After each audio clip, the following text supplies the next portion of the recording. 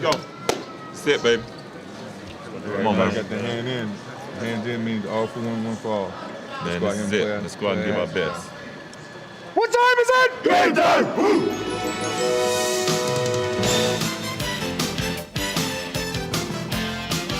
This is the NBA on NBC. The 1998 NBA Finals. Tonight, it's Game 6. The Chicago Bulls versus the Utah Jazz. A while ago at the Delta Center, the cast of characters began arriving for Game 6. Karl Malone, fresh off the great 39-point performance on Friday night.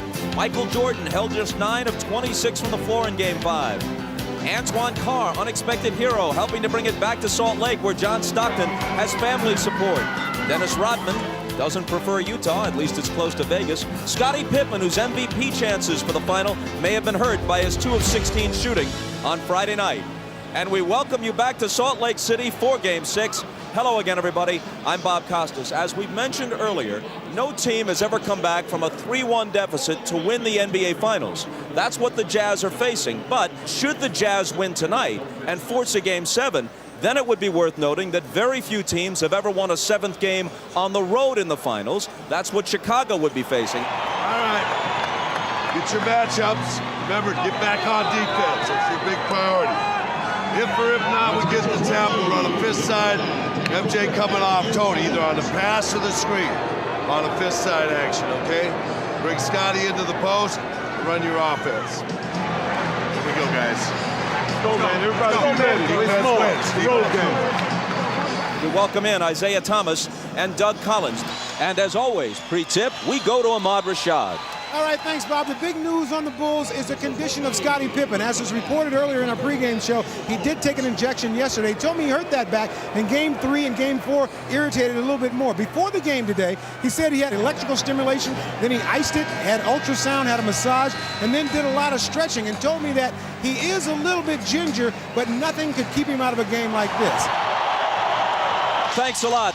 The Bulls are just 4-4 on the road in the playoffs, and in fact have lost 4 of their last 5 road games against their toughest opponents, the Pacers and the Jazz.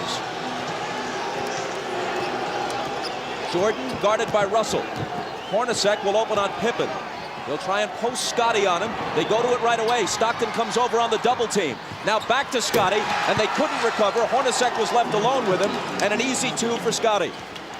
That's going to be the strategy here early. Try to go at Hornacek with Pippen. Michael will do a lot of the ball handling in the first period. Malone against Longley. Has to give it up, and Jordan is the only guy there.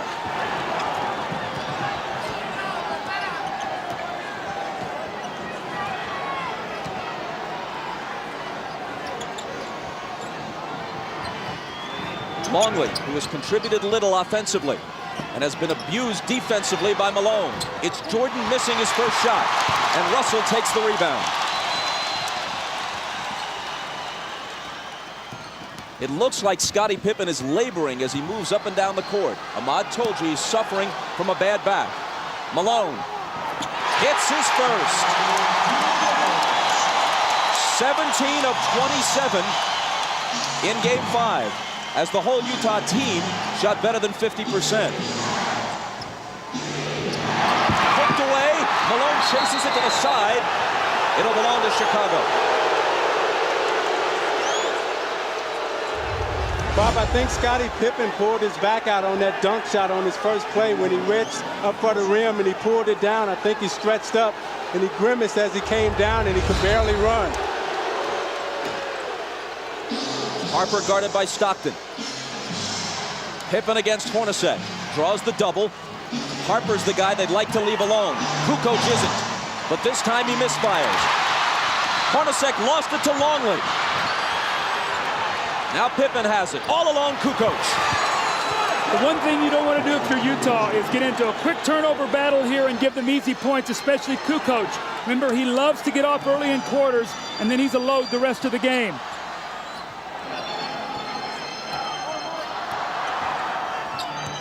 Hornacek from Stockton ties the game at 4. That was a great screen by Karl Malone. Hornacek set Michael Jordan up beautifully, and in a great entry pass by Stockton.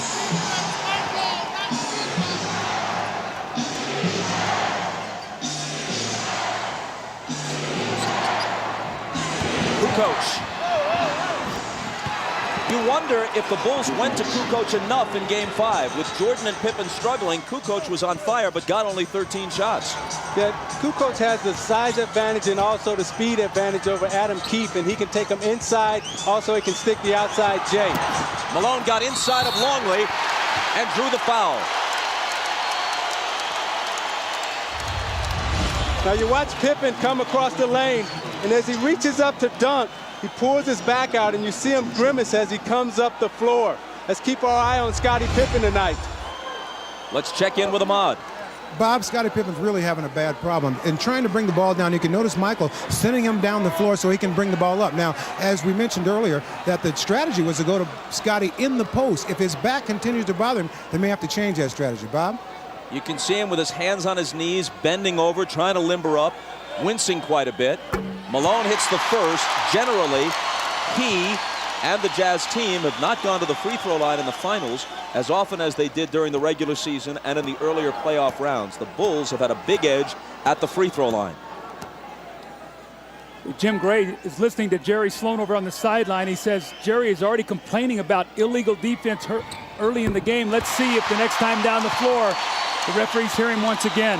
Remember, that was something that was big in the United Center. He was able to get the referee's attention. I thought it helped his team. Harper trying to back in on Stockton, and the whistle goes against Utah. It's Stockton's first. See, what Chicago will try to do is put a lot of pressure inside on the post with Harper and Pippen posting up Stockton and Hornacek.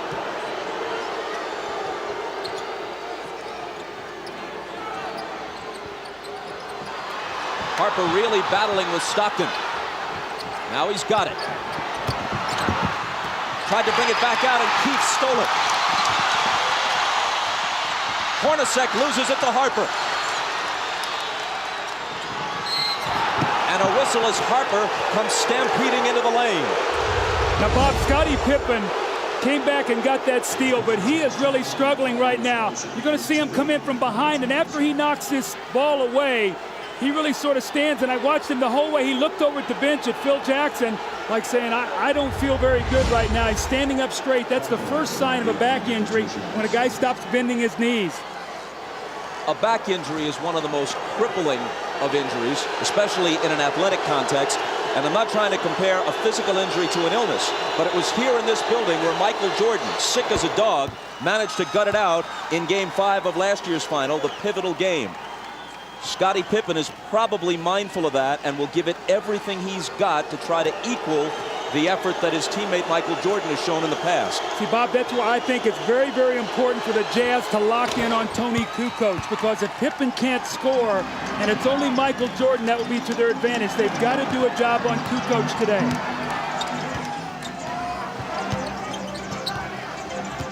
Stockton drives on Harper, ties the game. Stockton didn't take a single shot in the fourth quarter of Game 5. His assist totals have generally been high. His shooting percentage is high, but they'd like to see him get a few more shots up toward the rim. 3-second violation against Chicago. So you watch Stockton's aggressiveness. They've given him the baseline this whole series. This time he's able to take Harper to the baseline, get a little space, and finish on the right side of the basket. Hornacek, Jordan up on him. Malone puts it on the floor and is fouled. It was before the shot. It's Longley's second. Well, this was the strategy of Karl Malone. He said, I'm going to put the pressure on the Bulls defense, not many jump shots, and he has done that. 2 quick fouls on Longley. Hornacek is free, but can't hit.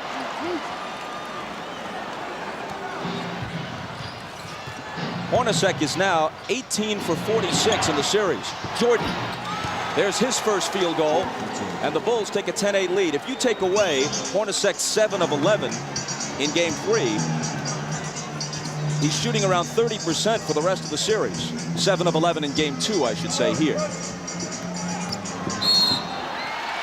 Harper reached in and fouled.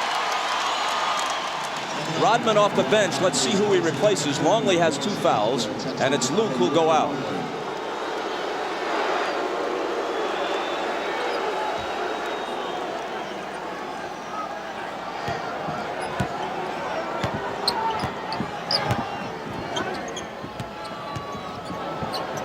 Russell for 3. Utah has not been hitting the threes in this series. Now 11 for 51, around 20%. They shot 37% as a team from beyond the arc for the season. Pippen with the hook.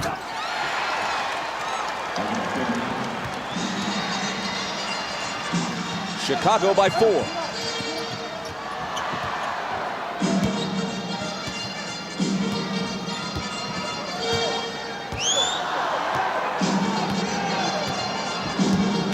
Malone screening for Stockton. His 3 isn't there. Pippen claims the rebound.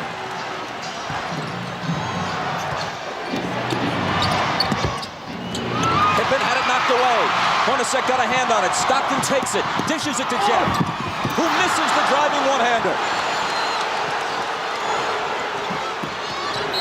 Jordan is wrapped up by Keefe for the Utah foul. You know, Pippen is really hurting, but he's playing in pain as he takes Adam Keefe into the middle and shoots his patented little jump hook. And as he falls to the floor, you can see it's very difficult for him to get up with that bad back. You see him running up the floor, not able to get the type of push and the speed that he normally would have.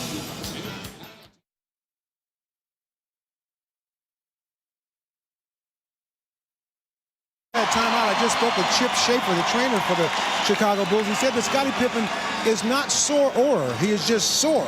And he's having a problem really with his mobility, not able to bend over and grab the ball. But hopefully as he plays further and gets more warmed up, it'll improve. That's what they're hoping. Bob? Ahmad, thanks. With Scottie struggling, I think you're going to see the Jazz start picking up a little bit further down the floor. He's usually their primary ball handler. They'll try to pressure Michael and Harper up the floor, make it tougher for them to get into their offense. Here is Pippen, out to Harper, open 3, missed it. Malone battling Rodman, and it's tipped to Stockton.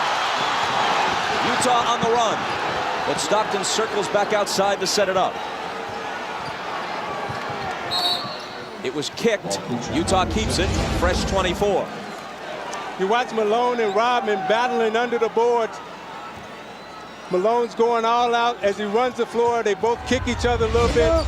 The referees may clean that up. Russell couldn't finish. Kukoc rebounds. That's 2 layups now that the Jazz have missed here early in this first quarter. Hornacek and now Russell. See, with Pippen hurting, I think Harper's going to have to step up big and supply the scoring load. Jordan for 3. Got it. Jordan with 5. And Chicago with a 7-point lead.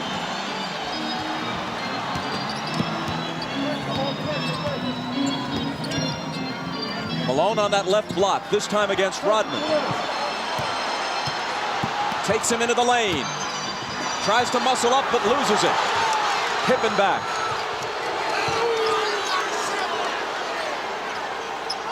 It was tied at 8. Now Chicago's on a 7-0 run.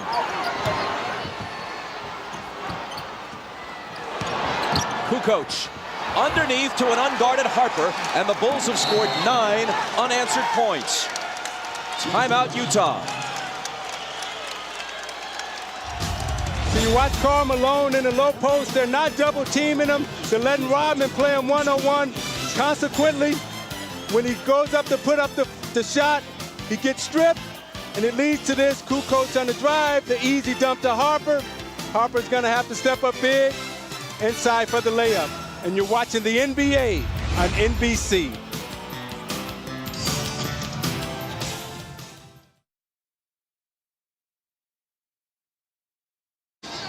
The Bulls lead by 9, but here's the bad news for them. Moments ago, Scottie Pippen, accompanied by trainer Chip Schaefer, leaves the bench and heads for the locker room. With more, here's Ahmad. All right, Bob, I just spoke with Chip, and he told me that Scottie asked out of the game, and he wants to go back in the locker room and try to stretch his back out and try to get it more loose before he tries to come back in. I'll keep an eye on it, and I'll keep you posted. Let's go down to Jim Gray. All right, thanks, Ahmad. Well, during that timeout, Jerry Sloan was about as loud and angry as he has been at his team this entire series. He said, guys, you are standing around. You're not fighting for any position defensively. You're letting the Bulls go wherever they want to go. Quit running around screens. Start running through them. Take a hard foul. Get some fight in you. Bob? Jim, thanks. He goes to his bench. Isley is in, and so too is Antoine Carr. Carr tries to make a move on Kukoc, and there's a foul on Kukoc, his first. Now, Bob, the reason Carr's in the game is because Utah was playing 4-on-5 offensively. With Adam Keefe in the game, Scottie Pippen wasn't going to guard him. Now you've got Kukoc who's going to have to play Antoine Carr, so now it's a 5-on-5 matchup. They've got to take advantage of this with Isley in now for Stockton. Harper right now is on Malone. An illegal defense is called against Chicago. Doug, I think they should have started Antoine Carr. That center position is a revolving door for them with Ostertag and Foster, and it was important for them to get off to a good start. Now they've buried themselves and find themselves in a big hole. Ostertag and Foster have given them nothing in this series. Good pass from Malone inside to Hornacek, who converts it. That's why their lack of scoring at center is why they were interested in Ronnie Cycli and tried to get him from Orlando in a trade that eventually was voided.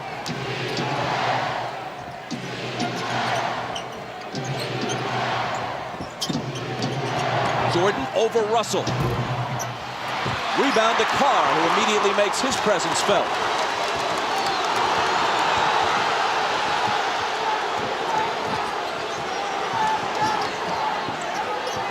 Michael Jordan's illegal now, so the Bulls are all running around.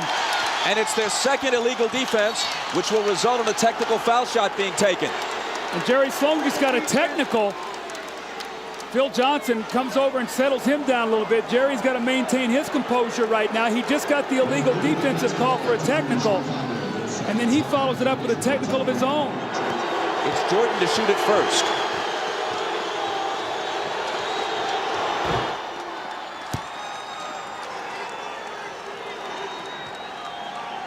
We're told by Jim Gray from the Utah bench that the reason Sloan got his technical was when he was knocked down by Kukoc. There was no foul called, and that's what had Jerry hot. Remember, that's the same thing that he did against Longley to bait him into his fifth foul in here in game 2. So I don't think the referees went for that today. I think that was a good no call. Hornacek, an 89% free throw shooter, swishes it at the other end. Bulls with the ball, down by 7. Scott Burrell is on Russell. Rodman on Malone. And Rodman's going to be hit with a foul, I think. It is on Dennis, his first.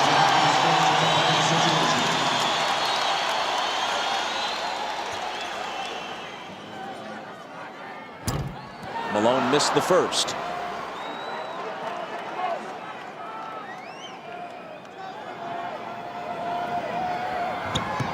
But not the second. To give you an idea how close this series has been, other than the Game 3 blowout, the 9-point lead the Bulls enjoyed a short while ago was the biggest lead for either team in any game, other than Game 3, of course. Kukoc misses, and Isley rebounds.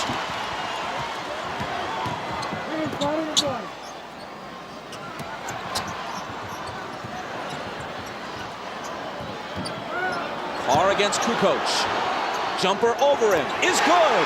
So they've got to go to that matchup. There's no way Tony Kukoc can play him. He's too powerful down there. And Chicago wants to talk it over.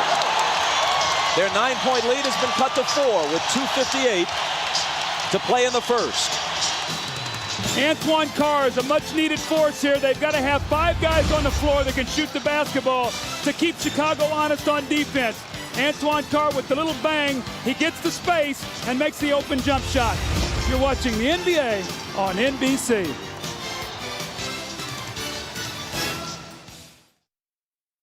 For Tony, you got Carr. Carr. Dennis has the lower penalty. Steve, you come on in for Hart. Deny the corner passes on the power. Deny the wing entries on the 4-up. Get in their offense. Yeah, Scott did deny Russell last time. That was too easy. One downside, out of bounds right now. Let's go. All right, let's go. We played 9 minutes. Karl Malone has attempted only 1 shot, which he made. But he's put the pressure on the defense. He's gone to the basket, and what he's done, he's got them in the penalty here early by drawing a lot of fouls on Longley and Rodman. That will take its toll as the game goes on, Bob. The seldom used Bill Wennington is in, along with Scott Burrell and Steve Kerr. Rodman and Jordan complete the 5 on the floor for Phil Jackson right now. Michael dishes out to Burrell. And Russell reaches in and knocks it away with 3 on the shot clock. When Michael gives that ball up, you've got to really work hard and not let him catch it back, and that's what he did that time, Russell. Excellent D. Got to shoot it quickly. Jordan will with a hand in his face. Burrell skies for the rebound. Loose to the side, and eventually it's Utah who has it. Here's Hornacek. A pull-up 3.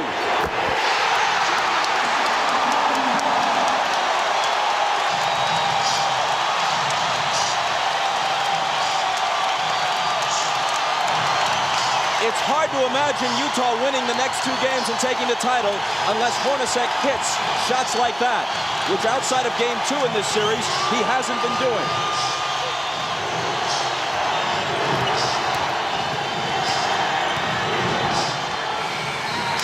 Shot clock violation. Michael gave it up. They weren't even close to hosting a shot before 24 seconds. Terrific team defense. But Isaiah, the play before, Brian Russell went down on the floor, knocked the loose ball away, and Hornacek got the 3.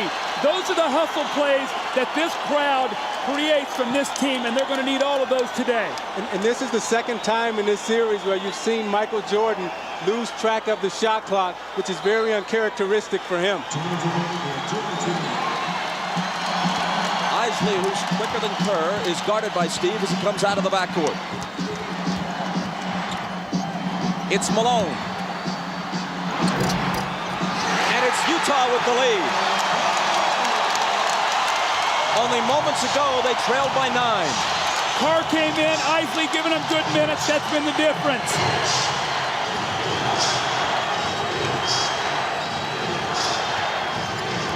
Jordan. Rodman on the offensive glass. Wennington, a good look. Wennington will hit the open jumper. Offensive rebounds was such a key here. When the Bulls won game 2, they did not shoot well, but they got 18 offensive rebounds. Moving down toward a minute to play in the first. Chicago by 1. Another illegal defense. That's on Michael Jordan. He got 2 zones below his man. Hornacek stayed out behind the 3-point line. Michael dropped down 2 areas, and he was spotted. Now it helps that Jerry Sloan is sitting there in the referee's ear helping him see Michael Jordan.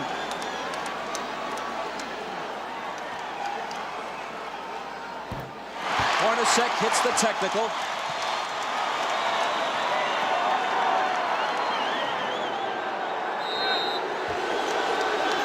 Kukoc comes in as soon as Carr goes out. Kukoc having trouble covering Carr defensively earlier in the game. Isley bounces to Malone. Tough shot, but he cans it.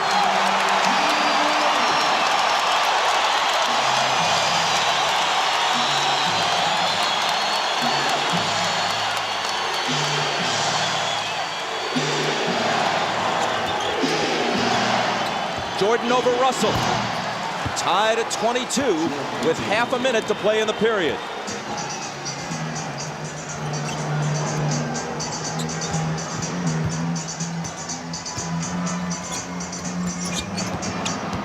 Malone against Wennington. Off balance, hit it, plus the foul. See, Bob, that's what I'm talking about, being aggressive, Isaiah. Taking the ball to the basket. Isley with the give and go. He doesn't settle for the jump shot. He puts the pressure on the defense, and it's a tough shot. And the same thing, he sees Wennington on him. He says, no way I can get this shot. He bodies up. Now an opportunity for a 3-point play, which would give his team a 3-point lead. And the weak spot for the Chicago Bulls is when you get past Longley and Rodman, they have nothing behind them. And Malone is smart. to get into their bench now. A dozen from Malone in the first quarter. A perfect 4 of 4 from the field. Almost as important, Hornacek has contributed 9. They need him. Kukoc. They had a foul to give. It looked like he traveled, but just before that, the whistle blew for the foul. Now, Chris Morris slapped him from behind, so he took the good foul. Bulls will have to inbound the ball with 8.4 seconds to go, and Greg Foster's going to come into the game. Now, Bob, the reason he's in right now, and you give him a rest here at the end of the quarter, the last 8.4 seconds, and then the time during the break.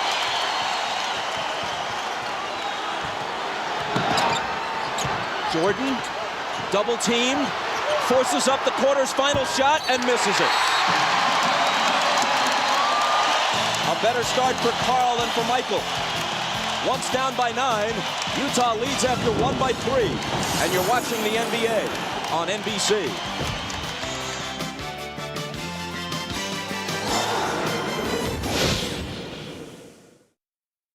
Injured his back on that dunk shot that he had just at the beginning of the game. He has been in the locker room for the past 5 or 6 minutes trying to stretch that back out. He has both doctors in there. They're just trying to see what they can do to get him ready to play. And if anything else happens, I will be here to report it to you. Bob?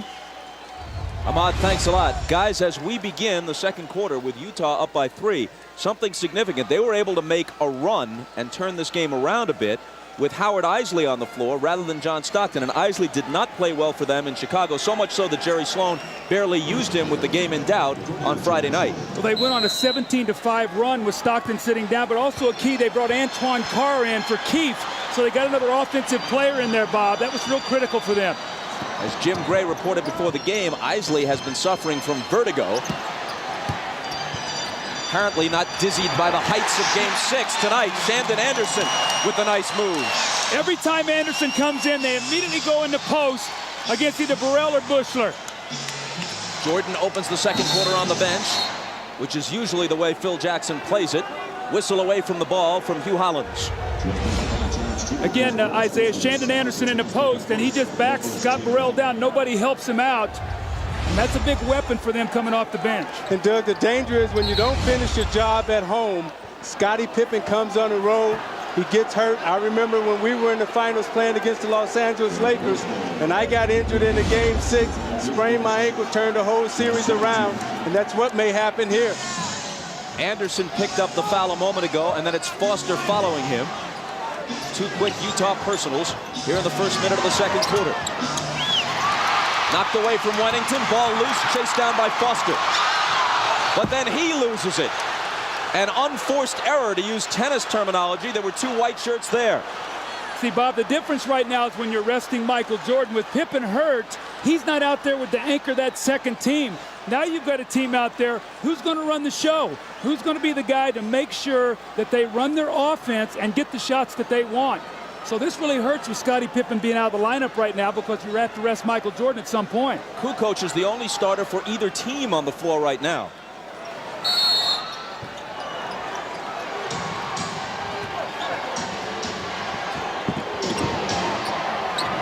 Foster on Tony. Wennington travels. Playing out of character. Bill Wennington is a catch-and-shoot player. He's not a guy, Isaiah, that puts the ball on the floor. Rodman to the scorer's table. He'll have to wait till the next whistle.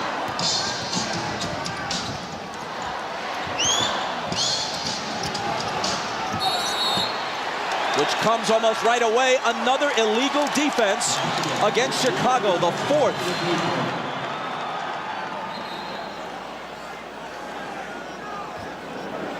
So Isley is selected to shoot the tee. After the first illegal defense, every subsequent one against you results in a technical foul shot.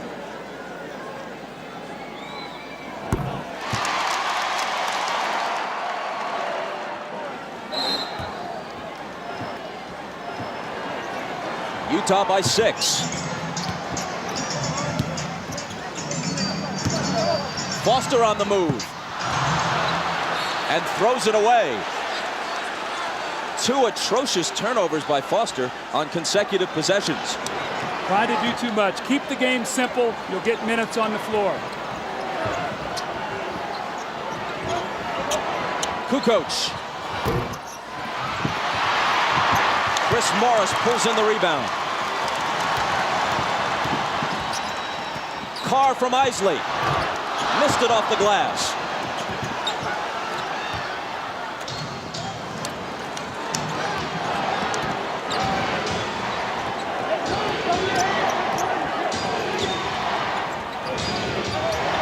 Rodman, good pass to Kukoc. Great back cut by Kukoc.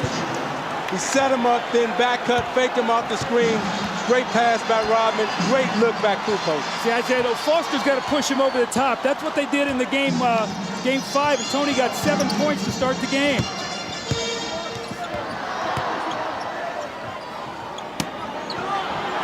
Carr trying to back in on Rodman. It's off Anderson's hands, but recovered by Isley. 2 seconds to shoot. And he hits the three!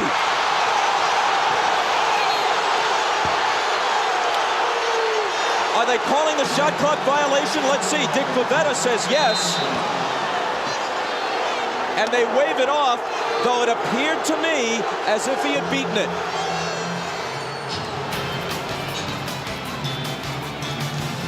Timeout with Utah's lead, still only 4.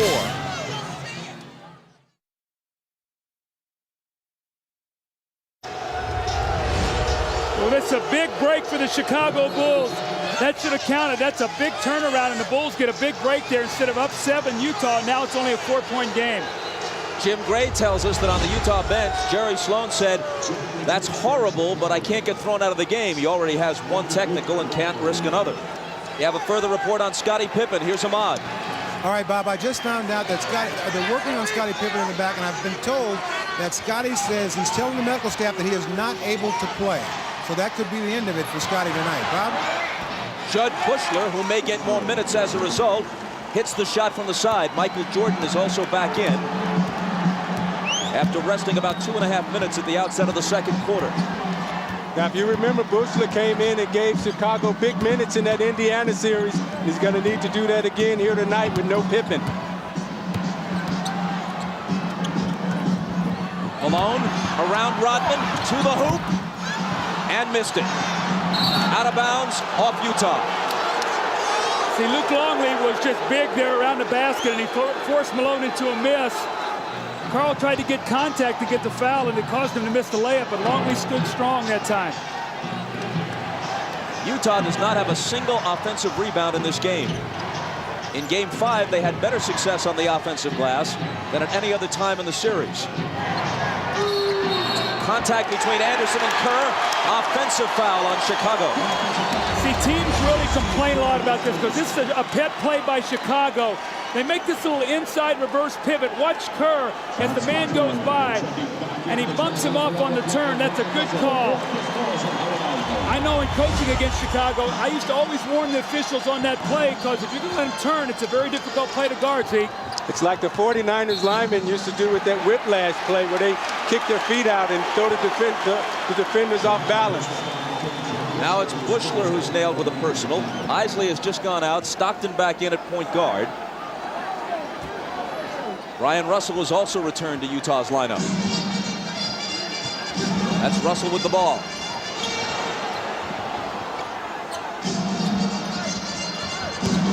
Malone from Carr. And he walked with it.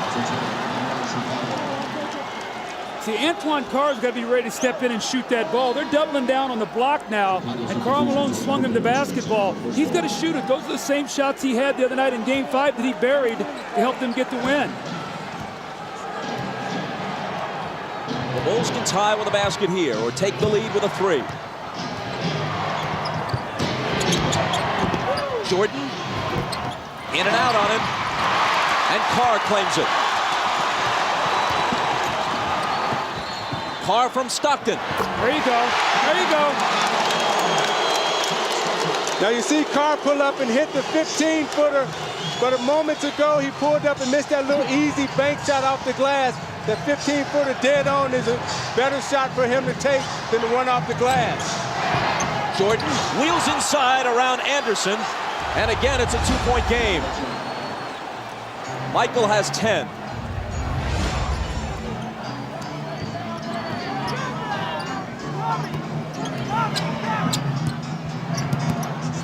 Malone in traffic, got his own and put it back in.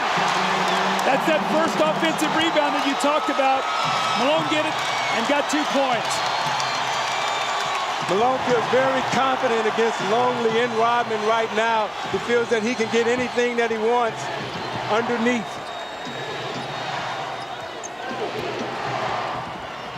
Jordan, daylight for 3. 13 for Michael. Utah by 1. If Pippen can't go the rest of this game, and if there is a game 7, inside it goes to Carr, and he hits the layup. How much more of the load can Jordan possibly carry? He played 45 minutes on Friday night. It's taking him a whole lot of shots to get his points through the finals. But if he doesn't step up, other than Kukoc, who else can?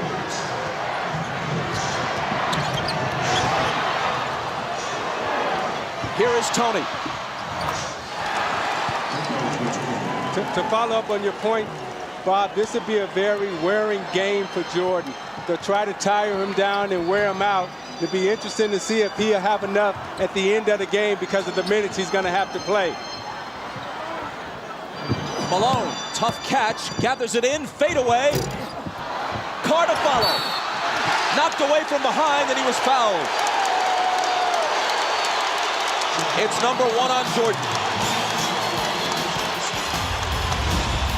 John Stockton with a beautiful pass in rhythm to Antoine Carr, and the pull-up jump shot on the secondary break. And then Karl Malone working once again in the post. He backs himself down strong. Misses it, but the great effort and the great hands to get the ball back and the finish. And in a give and go, the back door, the weak side help. Anderson finds Antoine Carr underneath, and the little finger roll, and Utah leads by 1.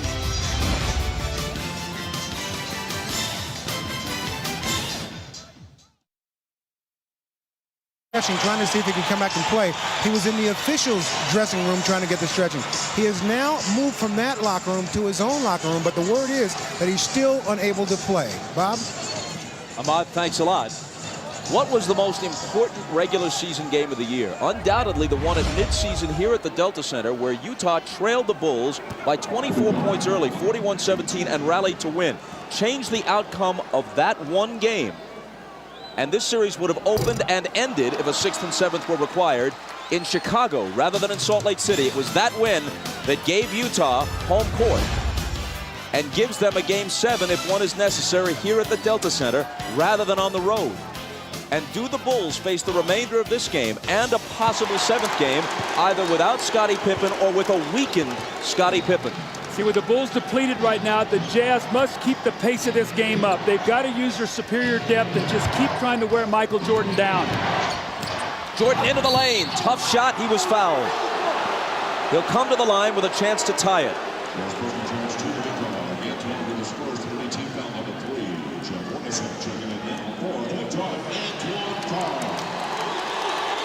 So they really made the switch in game 5. They started Russell on him, did a good job, and then they came in with Anderson. They put Hornacek on Pippen, and that really had an effect because Michael had to work a little bit harder in the post against Russell. Antoine Carr going out. This is the 103rd game of the season for the Bulls and for Michael Jordan. Jordan hasn't missed a single game since he returned from baseball. He has also played more minutes than at any time since the '92 season when he was a much younger man. And now with Pippen ailing, he'll be asked to do even more if that's possible.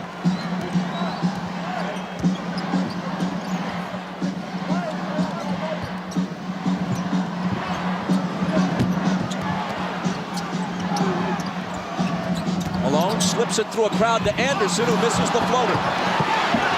Rodman juggles the rebound but saves it in. Only his 2nd rebound tonight and only his 5th in the last game and a half after such a strong performance in game 4.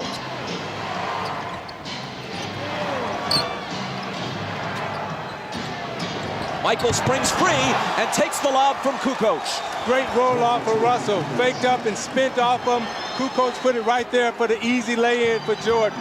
I'm noticing, Doug, every time Malone gets it on the low post now, They're coming to double team, trying to keep Rodman out of foul trouble. Hornacek returns it to Malone.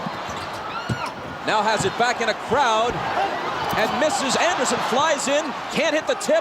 Malone another try, and there it is for Utah. You see, Rodman didn't even try to contest that shot underneath.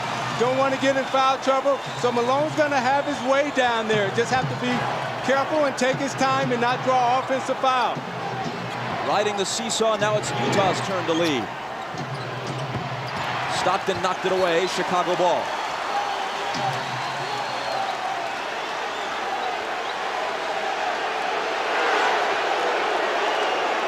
Phil's still lobbying for that travel on Malone on the last possession, but ain't gonna happen.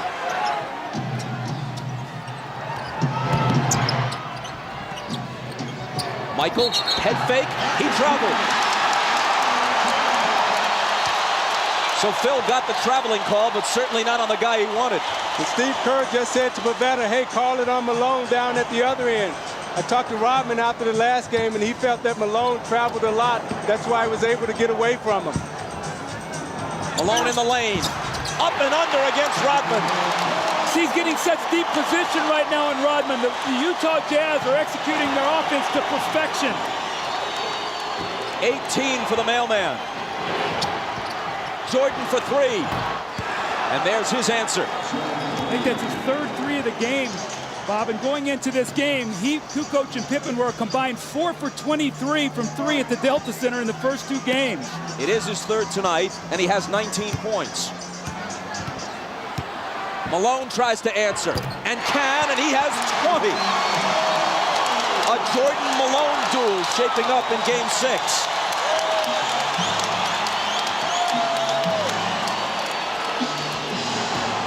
Kukoc on the run. He's in double figures now with 10. Isaiah, how much is it going to take him to figure out that he's a left-handed player? And you can't let him come with a strong hand. You got to send him back to help. He's such a good dribbler, and he gives you that hitch move, and it draws you out of position, and he gets you every time with it. Kukoc on Russell. Gives him some room, and Russell accepts the challenge and drills the jumper. Utah by 2. You got to make Tony Kukoc play defense, and that's what Brian Russell did on that possession. It was Russell's first basket. Here's Michael. He's got 21. I'm watching Jordan, and he's in such a nice rhythm offensively. Everything is coming very easy to him. And right now, they have to be really careful because this looks like this could be a 40-point game from him. Tied at 43. Shaping up as a higher scoring game than we've generally had in this series. It's Hornacek. See, Malone is getting the ball on the block where he wants it. They're running splits, they're running post-ups, and the Jazz are in a great rhythm right now. Timeout, Chicago. Utah by 2 with 1:49 to play in the half.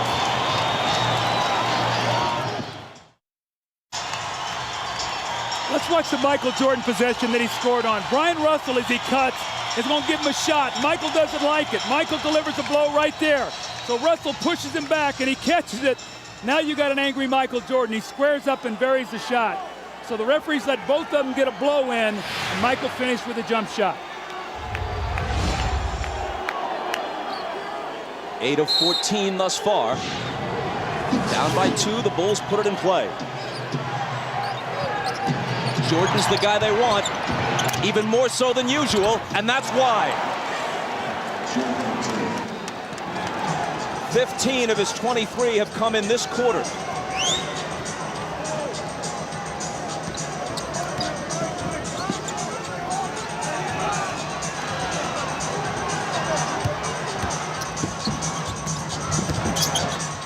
Hornacek off the back iron. After the missed 3, Chicago comes back, looking to take the lead. Russell trying to contend with Michael. Finally, he misses one. Anderson tries to save it, but was on the line. Bob, the only thing you can hope for right now is that Michael Jordan's going to run out of energy because He is in an unbelievable scoring mode. The backup and the fadeaway, and he hits the jump shot, then he comes back the next time, but he's wanting the ball in every possession. Can he play at this pace if Scottie Pippen can't play at all in the second half?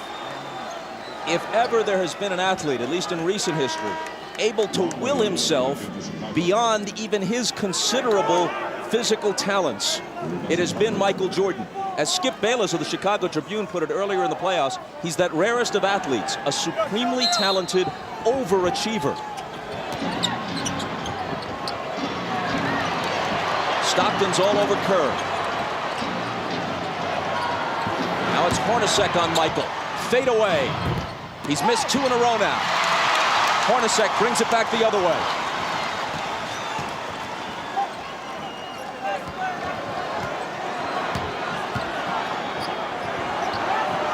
Stockton from Malone. Beautiful slip on that play. Stockton went across like he was going to set the screen on Longley.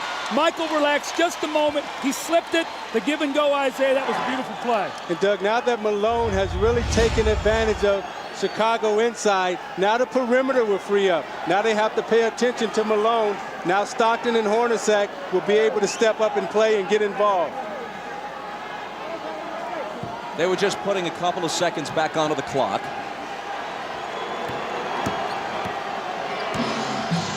Michael for 3. Hornacek takes the rebound. Jordan had made 3 three-pointers earlier in the half. He's now missed 3 shots in succession. Big possession here for the Jazz. A chance to get this crowd alive and up 4 going in at half. Shot clock and game clock virtually identical. Stockton, foul. Chicago had a foul to give.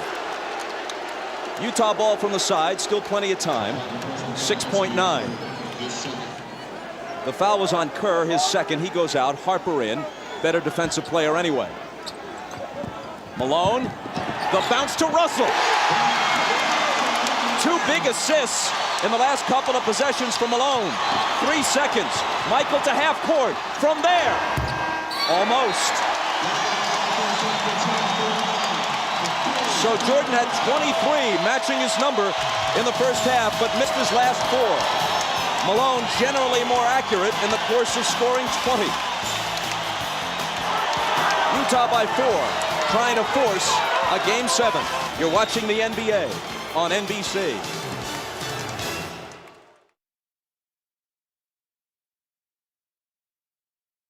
Ahmad Rashad back at the Delta Center where the Jazz lead the Bulls by 4. Now the big story here in the first half has been the condition of Scottie Pippen's back. He has really been hurting. But during the halftime, the massage therapist gave him ice, massaged. His back was having spasms. He got the spasms to stop, and Scottie Pippen is back out here on the floor. Whether or not he'll be able to play and play effectively, we'll find out. Did you start? Really? All right. Dennis, hold up. You want the forward? Hold on, forward. Right. Keith's out there starting. All right. High side lag first time. Their ball, right? Yeah. Their ball. Our return after it. Get after him now defensively. They're shooting 60%, fellas. Come on, man. Malone's 8 for 11. Too many layups. Make him miss a shot. Over the corner. Well, they thought that Scottie Pippen was going to be out of the game, so Jerry Sloan told his guys they were going to focus a lot more attention on Michael Jordan. All of that, of course, could change now. Very unhappy with the way they defended the screens. He wants them to get over the screens instead of running through them. Happy with everything offensively. Bob? All right, Jim, and here we go. Utah in possession as we start the third quarter. Malone right to work.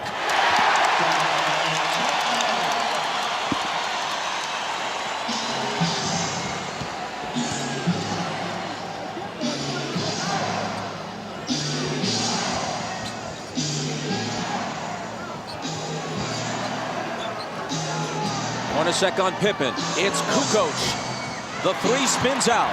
Hornacek with rebound position. Utah in front by 6.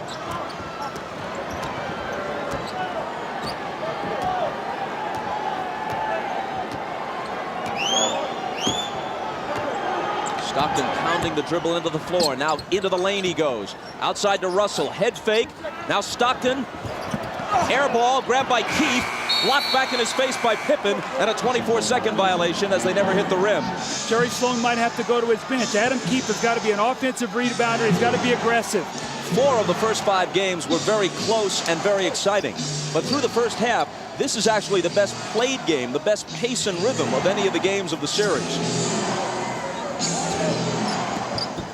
Longley out to Scotty with 5 seconds to shoot. It'll be Kukoc. He has 12. Now Scotty's back out on the floor, but he's still moving very gingerly.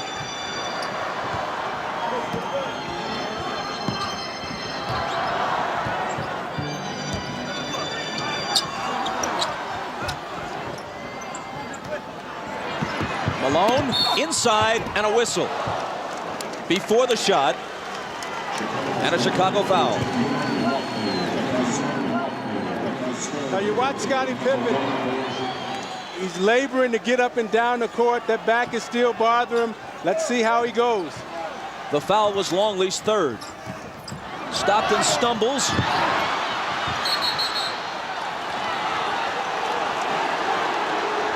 And on the steal, Chicago recovers the ball and asks for timeout.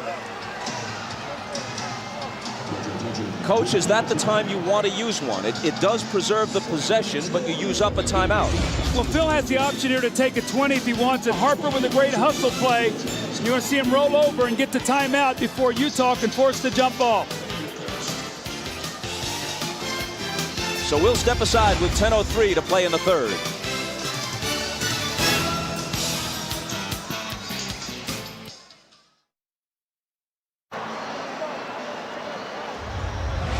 Well, the last 2 MVPs have been Michael Jordan and Karl Malone, so you see them working their magic. Michael feels the pressure, reverses for the lob. The fading jump shot, been terrific. And Karl Malone with the great hands in the second shot, then the deep post position on Rodman in the layup. And he, too, with the fading jump shot. So both of these guys have been terrific for their individual teams today. It's been the best played game offensively we've had in the series. Chicago ball down by 4. Pippen's jumper over Hornacek won't go. Malone waits for the traffic to clear, then hands to Stockton.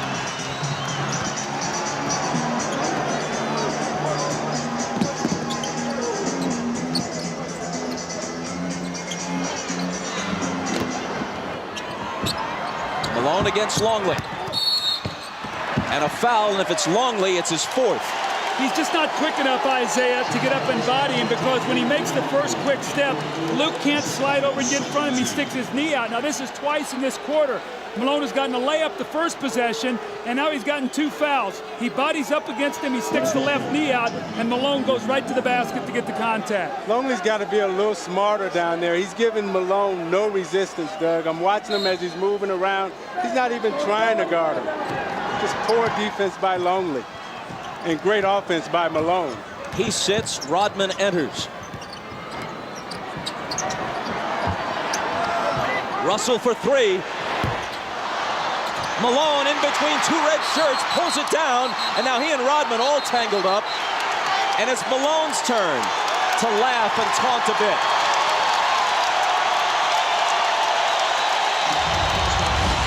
It's a great hustle play by Karl Malone. You're going to see him.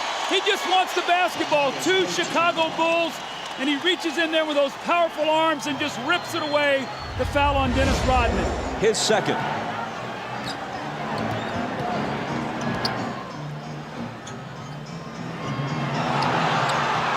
Hornacek into the lane. Knocked away from him, but another Chicago foul. It's the Bulls' 4th foul, barely more than 3 minutes into the period. Utah doesn't have one yet.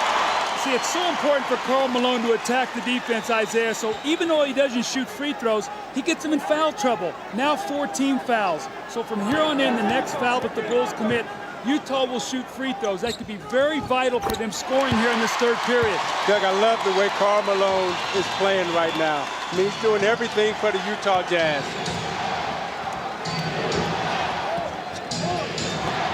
Jordan pulls up and connects. 25 for MJ. See, Jerry Sloan was very upset. Adam Keefe did not show out on that screen. Michael came off there, not with the idea of passing. He knew his team needed 2 points.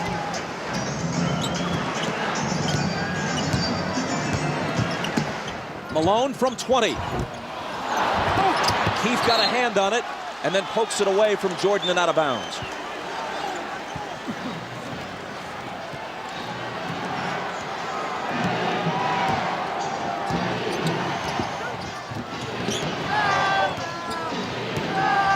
Pippen is on the floor, but not with his usual ball handling responsibilities. This is Scotty out high, immediately returns it to Harper. A little jump hook is good. Just the presence of Pippen on the floor, you've got to be able to honor him, and he's a great post feeder. Chicago back to within 2. Malone from Hornacek. Rodman managed to wrest it away from him, then Harper takes it. Malone argues that he was fouled.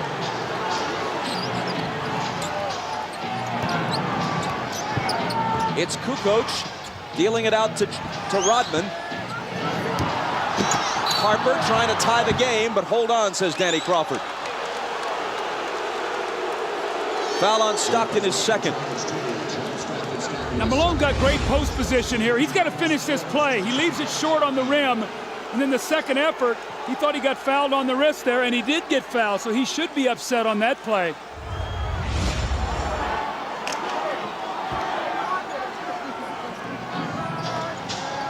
Adam Keefe out, Chris Morris in for Utah. Here's Jordan. Off the back iron, Rodman trying to keep it alive. A tremendous hustling attempt, but Utah gets the ball. Now you're saying, why Chris Morris? Because he's a better offensive player, and he can play against a Tony Kukoc. You say, why not Antoine Carr? I think Jerry Sloan knows he's only got so much gas in his tank, and he'd like to have it for the fourth quarter.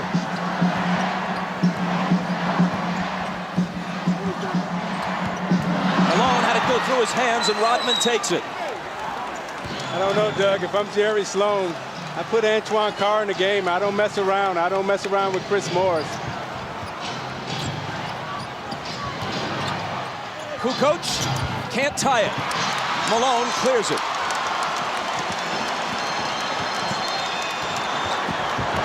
Stockton into the lane, tried the up and under on Harper, but it wouldn't go. And Chicago gets it back.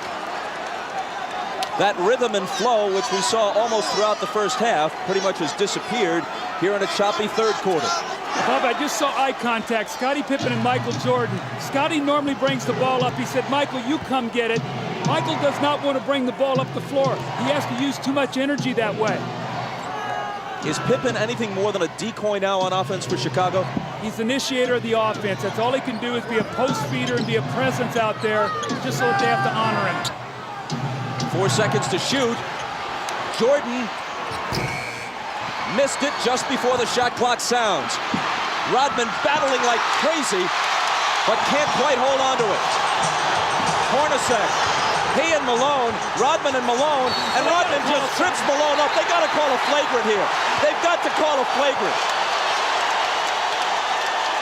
It's the third on Rodman.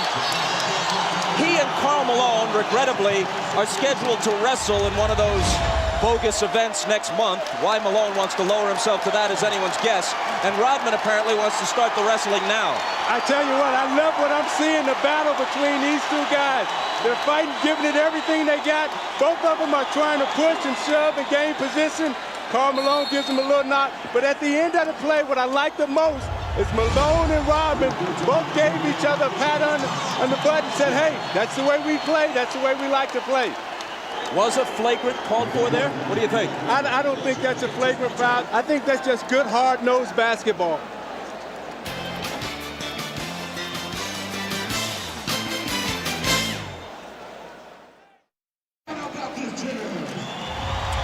Well, the series was way too pretty here in the first half. Now they're getting down to the basketball we've seen. Rodman and Malone go down. That's one. Here they go, two.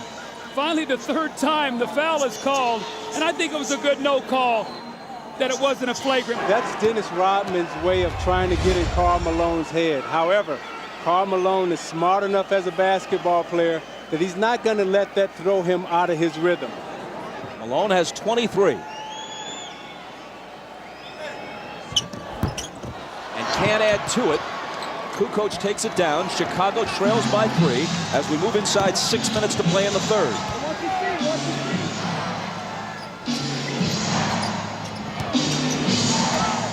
Here's Pippen.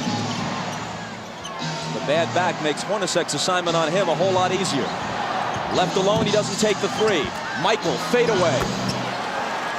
See, if I'm Hornacek, I make Pippen make one of those shots. He's really rushing out to close out on him. He's got to show me he can shoot that ball before I'm too concerned with him. I got to be more worried about Michael Jordan. Jordan has 27 to Malone's 23. Here's Malone again. He was fouled. The basket would have counted, but it wouldn't stay down. It's on Pippen his first. Now you watch Michael Jordan on the repost, takes a quick bounce, the reverse spin, fakes Russell out and shoots a nice fadeaway tape. Malone is averaging 23.8 for the series coming into this game. That's exactly what he averaged in the 6-game loss last year to Chicago. But that average will go up a bit after today. Makes them both.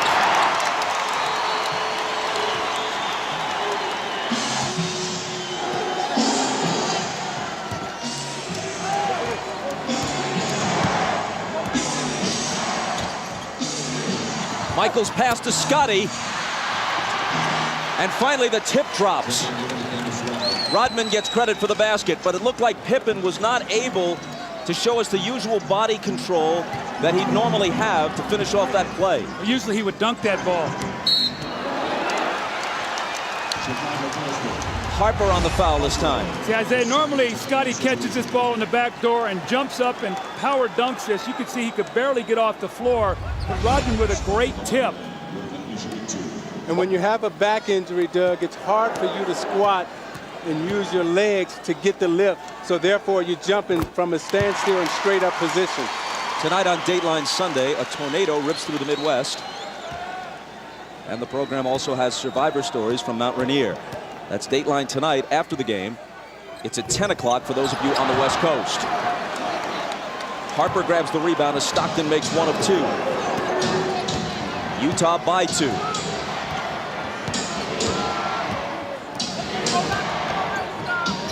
Jordan off target, rebound Malone.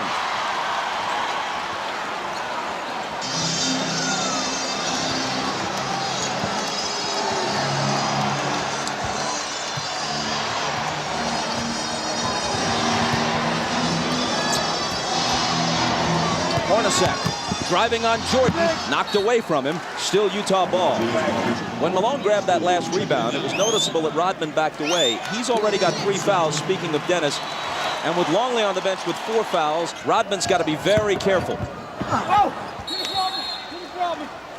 Knocked out, 3 on the shot clock. Howard Isley back on the floor now. Stockton getting a breather with 4:15 to play in the third. Pippen got a hand on it. They've got to shoot it in a hurry, and they can't get it off in time. 24-second violation against the Jazz. Is it time, as we get a quick look at the laboring Scottie Pippen, is it about Carr time again? Well, I think what Jerry's trying to do is buy as many minutes as possible. He's still got a 2-point lead. And Antoine Carr is a guy that maybe gives him 24, 25 points, and here he comes, or 25 minutes. Here he comes right back into the game. So Jerry realized that he needs somebody out there that can shoot the basketball. Pippen giving it his best, and that time it was good enough. As we said, with that back injury, that little jump hook in the middle is an easier shot for Pippen to shoot because he can extend with his long reach and his arm length. Tied at 57. Hornacek had a good first half and hits this one. They're really making Michael work on a lot of splits. Hornacek is being very active. They know that Michael is the majority of the offense today, so they've got to keep him in motion. 15 for Hornacek. Now trying to guard Pippen. Scotty splits the defense, can't hit the bank, but Rodman with a second tip. That's the energy we talked about that the Bulls needed from Dennis Rodman. He gave them nothing in the first half. That's 2 tip-ins for 4 points here in this third period.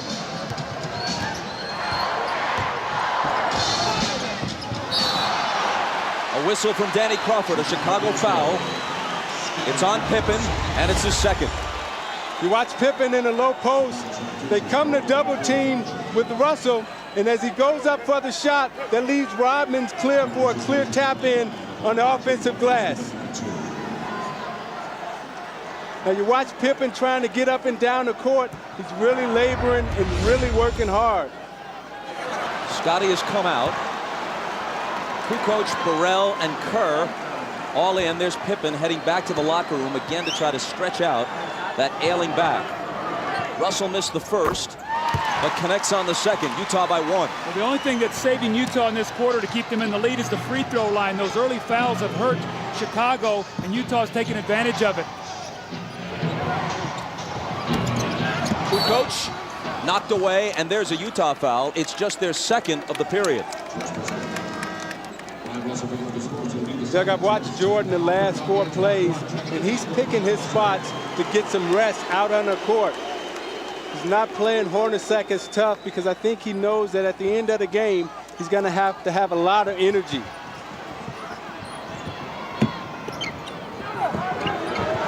Rodman out to Michael. Now screening for him. Morris fights through the screen. Michael takes him baseline. Draws the contact and the foul. Michael's going to go to the line. Chicago, which generally has had many more free throws throughout the series than Utah, has hit 4 of 5 free throws in this game. Utah 15 of 21. As you said earlier, Doug, a huge difference. Well, Chicago's done a good job now in this quarter of disrupting Utah's offense. It's not flowing as easily as it was. They took the fouls. They've got him on the free throw line, but you're not seeing the same open looks. I think with Rodman being out there, he really helped disrupt Malone's timing. Now Longley's back in the game, so we'll see if they're able to attack him either with Carr or Karl Malone. Kukoc goes out as Longley checks back in. Tied again at 60.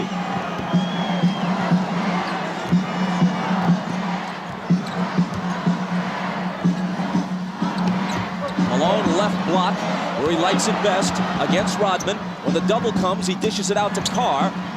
Now it's Hornacek. 3 seconds to shoot. Now they're going to have to force it. Hornacek off the back rim. Carr on the board. But there's a loose ball foul on Antoine Carr.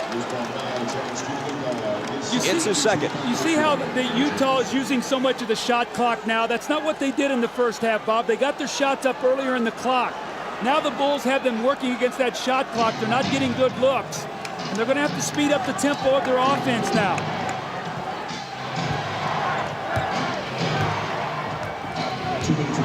Jordan on the move against Morris. Double pumps. Misses the scoop. Malone will clear it. Inside 2 minutes to play in the period.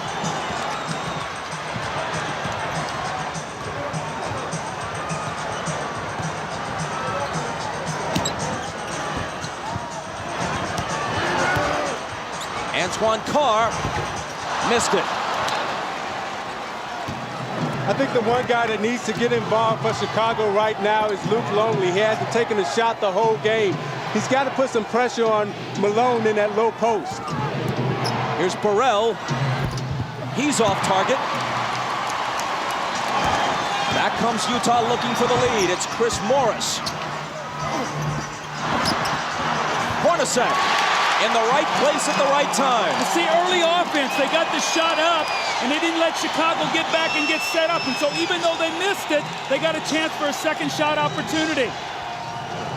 17 for Hornacek. Easily his best game since game 2. Michael confronted by Carr after he blew by Morris. And Jordan will come to the line. The fast break here by Chris Morris. He doesn't get the shot to go, but you see Chicago now not guarding a man really, but an area. And there's Hornacek with the offensive rebound, Isaiah. They got to pick up the tempo a little bit. Right now, it's become 2 half court, and Chicago's got them in a situation using too much clock. Michael misses the first as we check in with Jim Gray. All right, John Stockton is now back on the bench. He was in the locker room for about the past 7 minutes. He was getting a chiropractic adjustment several places. He felt a little twinge, went back there, saw the chiropractor. They've worked it all out, and he will return to the game. Bob? He's been struggling with something of a sore back throughout this series. 1 of 2.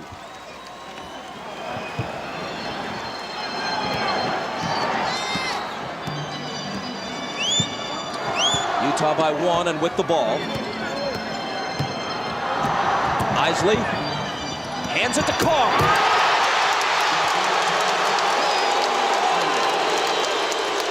Isley much more effective here on his home floor than he was in Chicago. Gets the assist there. Longley's shot. Isley the rebound. Last shot of the quarter here. Be big for Utah if they get a score. It would push it to 5 or 6. They're on their feet at the Delta Center.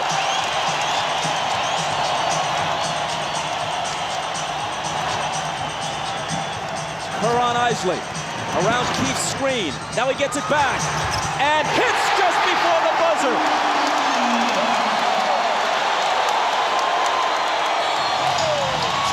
Minutes from pushing this to a Game 7.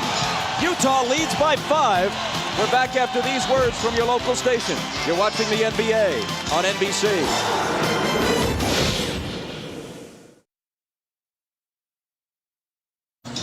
Howard Isley, after a miserable Game 5 with no points and 5 turnovers, today has been big. He's helped rest Stockton.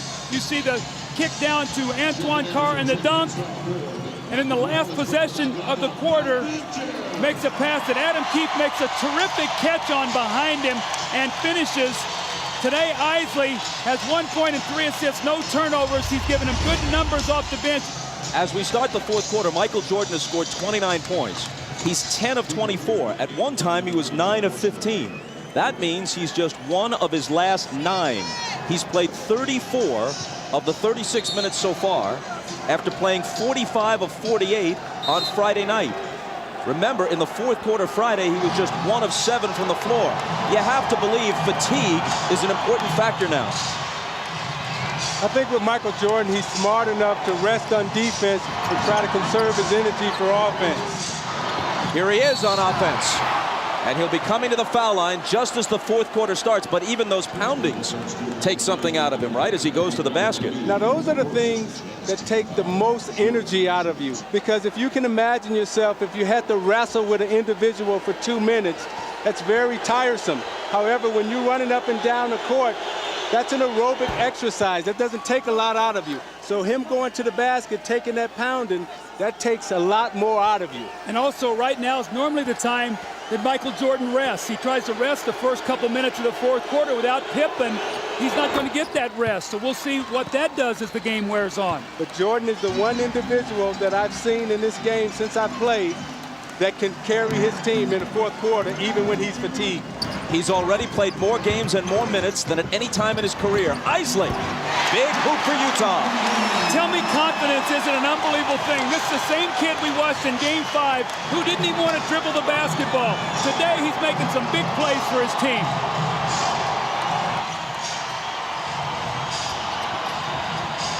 Jordan against Anderson. He's still Michael Jordan. Whatever he has lost through fatigue, through age, through whatever, has only brought him somewhat back to the field. He still leads the field. Morris out of the corner. Rodman with board position on Antoine Carr. Chris Morris has had a lot of open looks at threes like that in this series. Usually he's pretty good with them. In this series, he hasn't been able to hit them.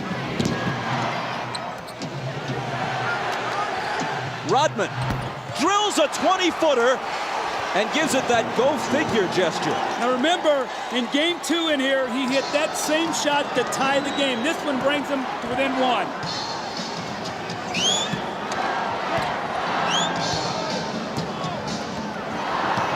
Isley returns it to Keefe on the screen roll, and he blows the dunk.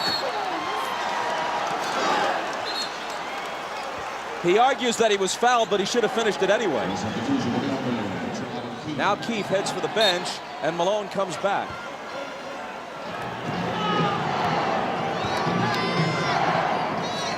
Chicago can take the lead. See, now Malone has to guard Kukoc now on the perimeter. Watch that matchup. Jordan between the legs and the jumper. Off target, rebound Morris.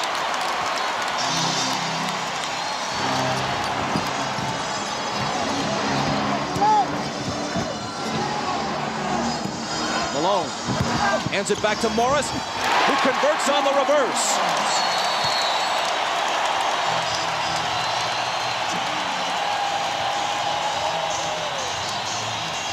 Timeout, Chicago. Now you watch Jordan using all his energy on offense. He goes drive hard to the left and shoots a fadeaway J. And then Rodman, go figure, right? Lined up straight in, shoots it right in, and even he's surprised. You watch Chris Morris moving without the basketball. Malone with the beautiful feed. Morris with the reverse layup off the glass. Beautiful basketball by Utah.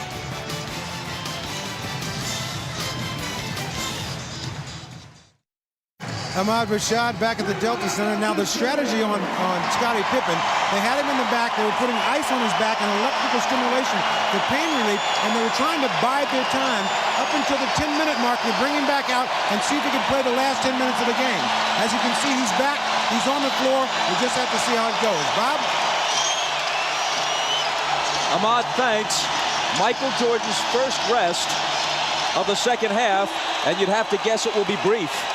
Utah right now has got to force Phil Jackson's hand. They got to stop him, and they've got to get some scores to make him come back and not get his normal rest. Kukoc spins to the hoop and misses the bank. Bushler chases it down. They got a new shot clock. I didn't see that ball hit the rim. Kukoc out of the corner. That one's short. And Malone grabs the rebound. And he asked for a 20-second timeout because he was in danger of toppling out of bounds. I think what you're going to see right now with Chicago is Tony Kukoc is going to try to put the pressure defensively on Karl Malone. Isaiah, he's he's a first-team defensive player, but he's used to playing around the basket. Kukoc can beat him with his speed, and let's see if he tries to break him down out on the perimeter. Stockton now is back into the game after that 20-second timeout, so he too has had back problems. He's back in now for the finish. Karl Malone tonight, 25 points, yes, but 10 rebounds and 6 assists. And we still have 9:16 remaining.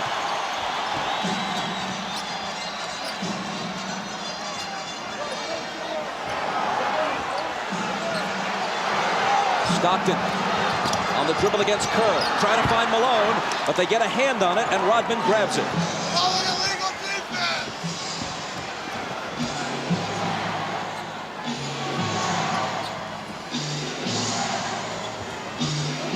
Kukoc, a three would tie it. 4 seconds to shoot. Stockton knocked it away from Kerr. Malone tumbles. Should be a 24-second violation since no one had established clear possession of that loose ball, and that is what's called. How about Karl Malone going for this loose ball? Now, John Stockton normally will come up with this ball. You can see he can't bend over with that back, but Karl Malone with a great hustle play that gives his team that opportunity now for the loose ball on the 24-second shot clock violation. Michael is at the scorer's table. He's coming back. The next time play stops. Remember now they like to go to Anderson in the post on Bushler.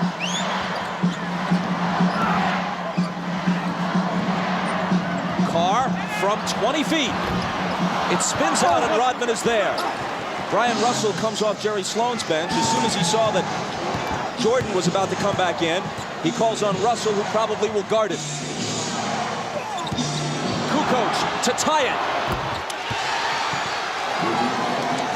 There was a great screen by Steve Kerr to open up Tony Kukoc, sacrificed his body, took on the bigger Malone, so Kukoc can nail the three. 15 for Tony. Utah's got to get some movement. Morris to a cutting Anderson, who was bumped. The basket may count. It does.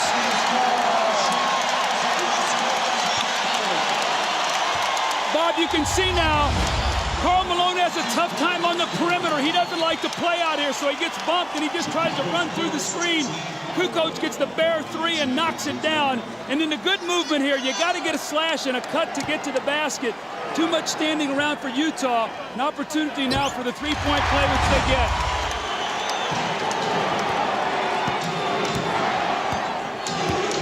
Jordan back in, takes the pass from Pippen. Russell is on him. He gets by him. Now Carr comes over and commits the foul. You see, they're so conscious of Michael Jordan coming off the screen. He gave Russell the fake. Then he came baseline, and watch as he braces himself to absorb the contact. Knows that he's going to get fouled. He's going to go to the line. Watch Jordan at the end of this game, the last 7 minutes, Doug, attacking the basket, trying to get to the foul line. See, Michael is too good at finishing, though. You can't give him that baseline drive because he's going to get a foul. Isaiah, you got to push him back to the middle where you can help.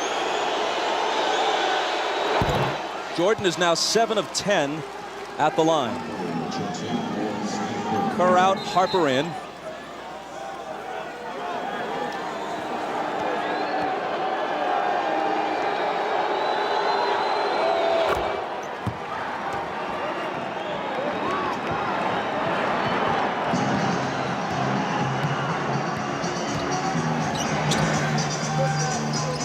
Hornacek guarded by Jordan.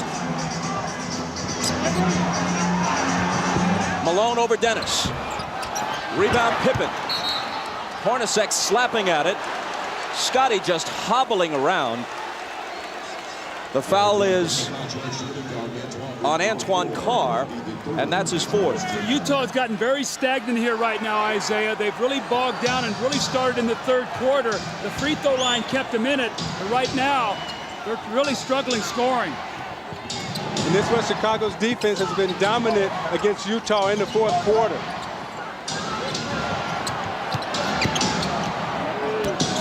Jordan with the jumper. And with 37 points, as Utah falls behind now for the first time since midway through the second quarter.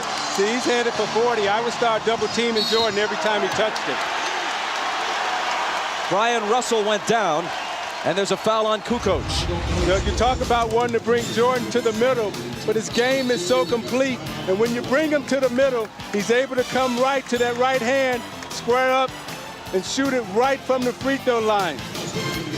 It's Chicago by 1, and you're watching the NBA on NBC. They'll probably come back to the same thing. Watch Malone run the screen roll. We're in our purple. Now, push the ball. Under control. Reverse the action on the backdoor step. Motion, twirl. Welcome back to the Delta Center. I'm Jim Gray.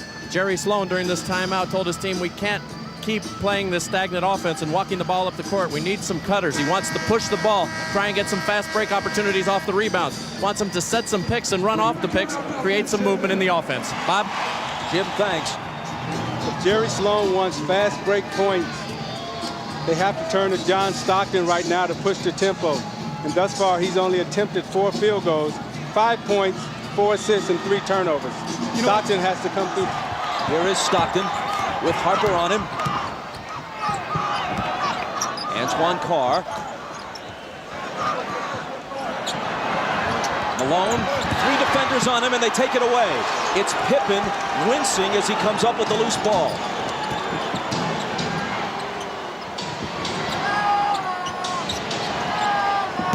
Jordan over Hornacek. Short.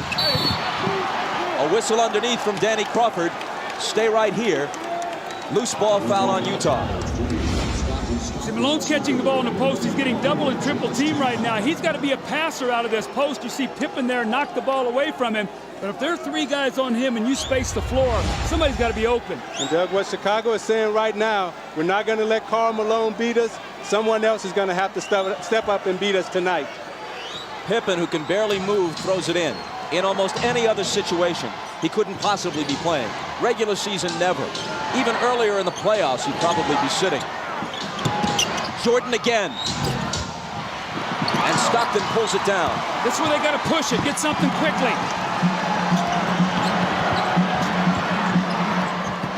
Underneath to Carl, and he was fouled. was a nice feed by John Stockton, pushing it up the court, catching Malone early in the offense, right underneath the basket. Malone did a great job of sealing and drawing the foul. 4 on Rodman. Michael's upset with himself right now. He's missed 2 jump shots that would have given his team a 3-point lead. He's really upset about that because both of them were very makeable shots that Michael normally makes. And Russell has done a good job guarding Michael Jordan, forcing him to shoot jump shots and not really allowing him to get to the basket. Malone busting loose with the huge game on Friday night. He had 20 in the first half. He's at 26 now after the free throw. Jordan leads all scorers with 37. He's 13 of 30 from the floor. Utah back in front by 1. Steve Kerr now in for Chicago. Remember, he spaces the floor and gives them another shooter if they do start running at Michael and scrambling their defense.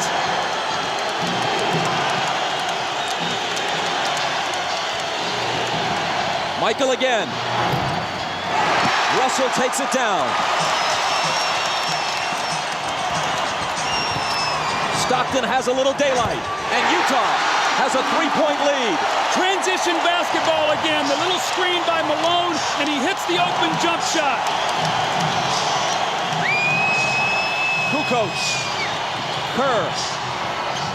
Pippen in the lane. Connects on the turnaround, playing through clenched teeth.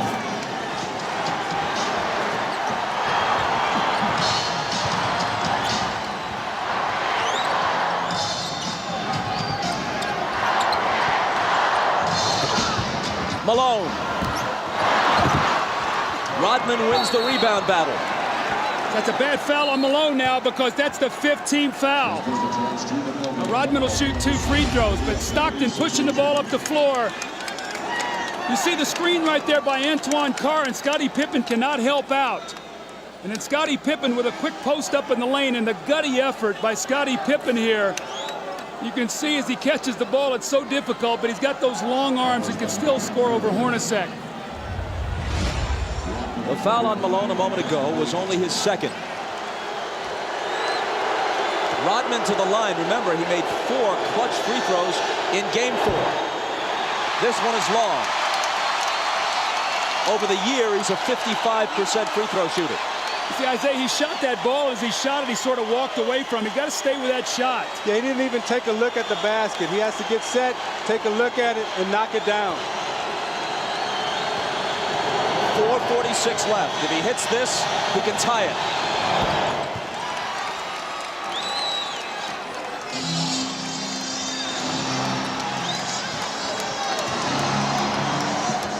Stockton glancing at the clock as he comes across. 4.5 minutes for Utah to end its season or prolong it. Stockton, 5 seconds to shoot. It's Hornacek. Malone. They'll bring it back out. The jumper by Carl. Utah back in front. Great patience. Offensive rebound, kick it out, and Hornacek got it right back to him. Malone has 29.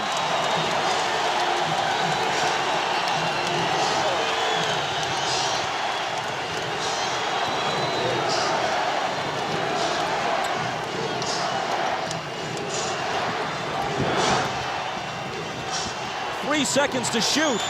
Harper's not the guy they want to have do it, but he has to, and he beats the shot clock and cans a huge shot. Doug, I think Utah is letting Scottie Pippen rest. I would go at him right now. He's trying to guard Antoine Carr, and Antoine Carr has a big advantage over him inside.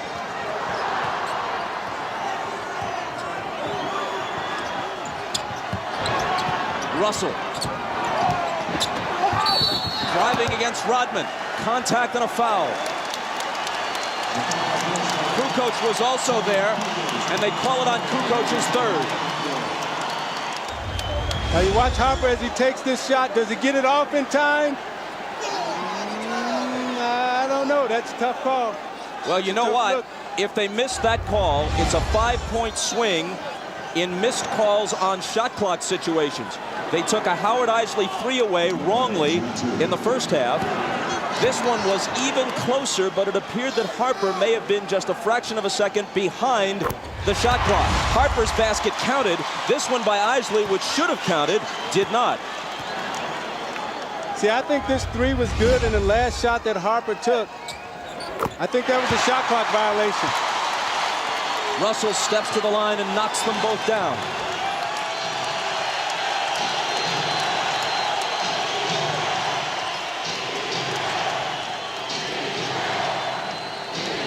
Stockton on Harper, out to MJ for 3. It's short. Hornacek pegging it ahead to Russell, but Michael, with whatever gas is left in his tank, gets back to pick it off.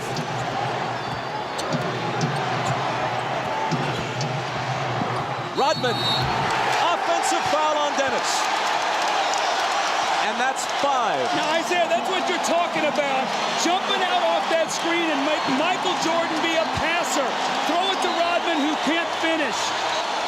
And you saw Jordan right there complaining, saying Rodman needs to have a chance to come down. I thought it was a questionable call. When you look at this play, you watch Jordan come off the screen and he's double teamed, and as an offensive player, you're allowed to establish position and come down. It's a tough call right there.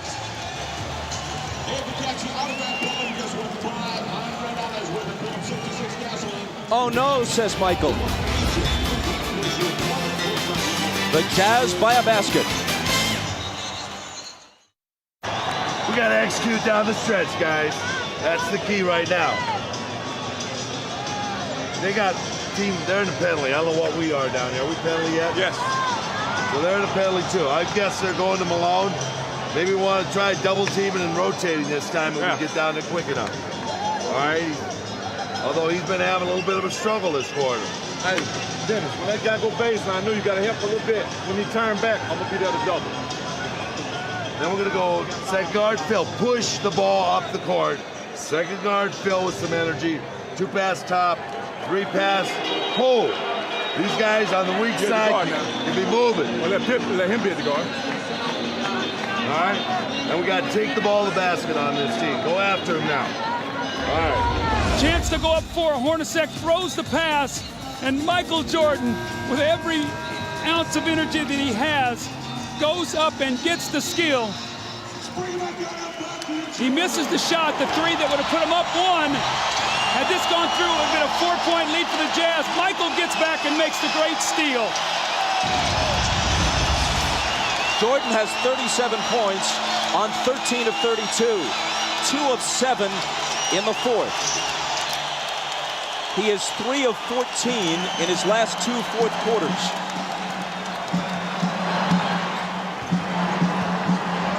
Even Superman apparently gets tired. Malone, lots of room. Got it! That's their pet play. Malone goes over like he's going to the post and screens for Stockton, and he rolls out and hits the huge jump shot.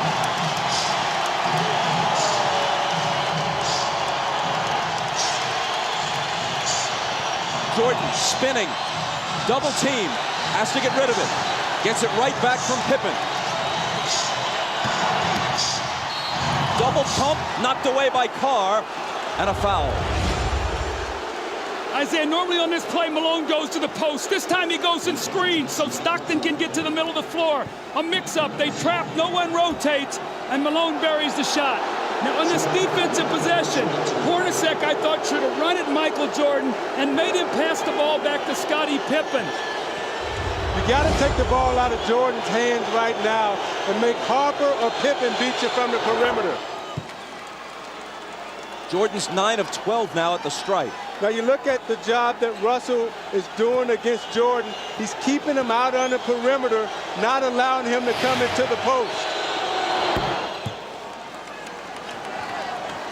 He hits them both, making it a 2-point game with exactly 2 minutes to play.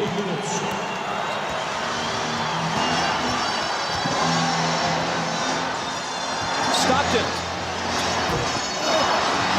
Russell with a huge rebound. Tried to throw it off Rodman's leg as he was walking a tightrope and couldn't do it. Chicago back looking to tie.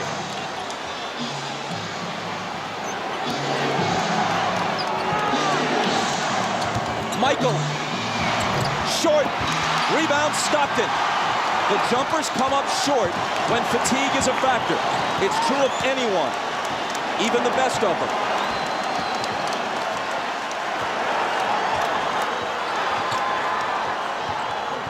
Rodman got in front and knocked it loose, but Chicago touched it last. Phil Jackson hot over that call. 1:14 remaining. Stockton for three! That would have been a dagger in Chicago's heart. Instead, they could tie it or take the lead with a three of their own. Jordan. And a blocking foul. Stockton is down on the floor. Jordan's going to come to the line at Stockton's fourth. You watch Jordan fake like he's coming to the middle again. Russell gives him the baseline. Stockton comes over a little too late. Called the blocking foul on Stockton. Jordan again at the free throw line. Chicago takes a 20-second timeout. Now you watch Jordan in the fourth quarter trying to get to the basket against Anderson. Pulls up and takes the jump shot. Again, they're keeping him out on the perimeter, not allowing him to get into the post. Coming to the foul line for his patented free throw line, Jay. But again, Russell keeping him out of the post. Pulls up, shoots it a little short. This is a big 20-second timeout for Chicago because it allows Jordan to get some rest before he goes to the free throw line to try to knock down two. At the line, he's 10 of 13. From the floor, he's 13 of 33. Well, in this fourth quarter, Michael is only 2 of 8 from the fourth quarter, but what he's done is he's been able to get to the free throw line. He's 6 of 6. They've got to find a way to be able to guard him without fouling him here. He cuts it to 1. Phil Jackson has told the Bulls during the last couple of timeouts, let's try to take it to the rack, go to the basket, not look for the perimeter shot.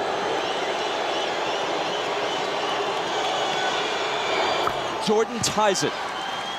Maybe the 20-second timeout was, as much as anything, just to give him a breather to gather himself for the crucial free throws.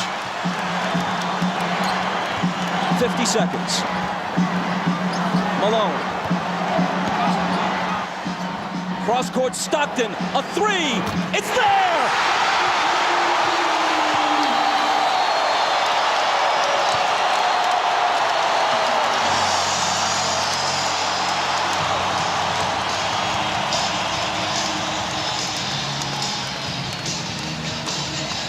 Stockton hits the three.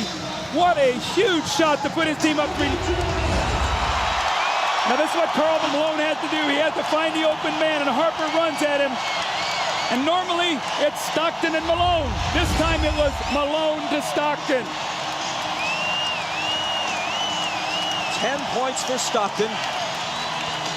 At age 36, he's played more NBA playoff games than anyone in history without winning a title. Now the Bulls would like to get 2-for-1 possession here. Try to get a quick score, get to the free throw line to give them 2 opportunities to 1. Pippen into Jordan. Michael working on Russell. Brings them to within 1. They scored within 4 seconds there. That's how quickly that changes now. Now it puts the pressure on the Jazz to score once again. Jordan with 43. Malone is doubled. They swat at it and steal it. Here comes Chicago. 17 seconds. 17 seconds from Game 7 or from championship number 6. Jordan open. Chicago with the lead. Timeout, Utah. 5.2 seconds left. Michael Jordan running on fumes with 45 points. At the end of the game, you got to get it out of his hands. He's beat you so many times. You watch Jordan play, Doug, and you know that at the end of the game, he's a killer. This was really the play that hurt Isaiah because they scored so quickly. Michael got in there and scored within 4 seconds. And what happened was Michael doubled back. You're going to see he's in the play. Michael never clears, so Malone doesn't see him. He comes from the blind side and strips him. So 3 crucial plays here by Michael Jordan now as he gets Brian Russell with a quick crossover. Look at Brian Russell slips, and Michael pulls up and buries the shot to give him a 1-point lead. That may have been, who knows what will unfold in the next several months, but that may have been the last shot Michael Jordan will ever take in the NBA. If that's the last image of Michael Jordan, how magnificent is it? Nothing down the sideline. He throws it in. You got to get right back to it. Like this, we give him the lane to beat him to the basket. Now you know he'll curl, and the other guy will go in. And they'll set a pick on him and bring him off here. Harper, got that? Yo. He'll go, Stockton will go in, and he'll come back like that to get the ball. They beat Houston last year on that last shot. Yeah. Get a little They go like that, so you can't get settled in. Yeah. Do we want to delay a game? No. Play, all right. No, they expect them to delay. Fake it delay, but don't do it. Let's go, man. If they score, there's a game 7. If they don't, for the 2nd straight year, they go out in 6. Stockton. Harper's on him. Behind the screen. Harper got a piece of it. It comes off. The Chicago Bulls have won their 6th NBA championship, and it's their 2nd three-peat.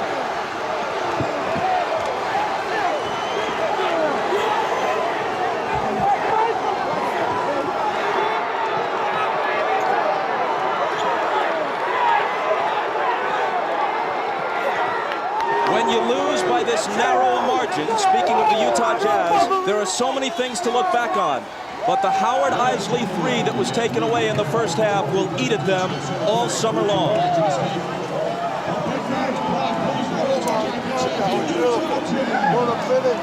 Jackson and Jordan, perhaps for the last time.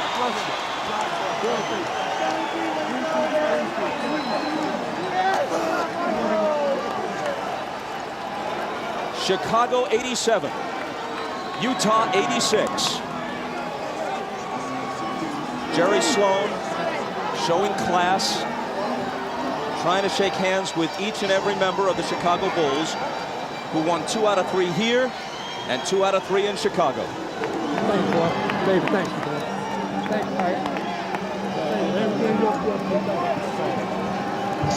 Statistically, especially in terms of shooting percentage, Michael Jordan has had better games. But when you consider at age 35, the games he's played this year, the grinding minutes he's played, and Scottie Pippen being all but incapacitated tonight, and the fact that they're on the road, and the fact that the odds would shift to Utah's favor for a game 7, yes, MJ rose again.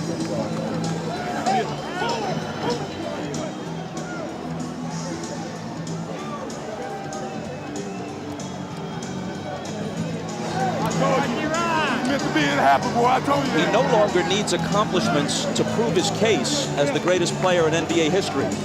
He just adds to it. And if this is the final chapter, what a way to close the book.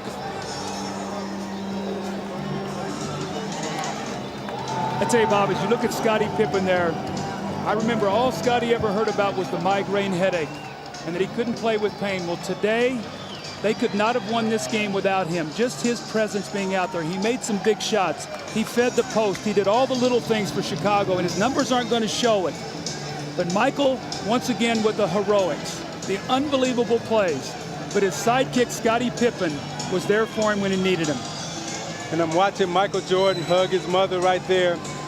Such a great player, such a great person.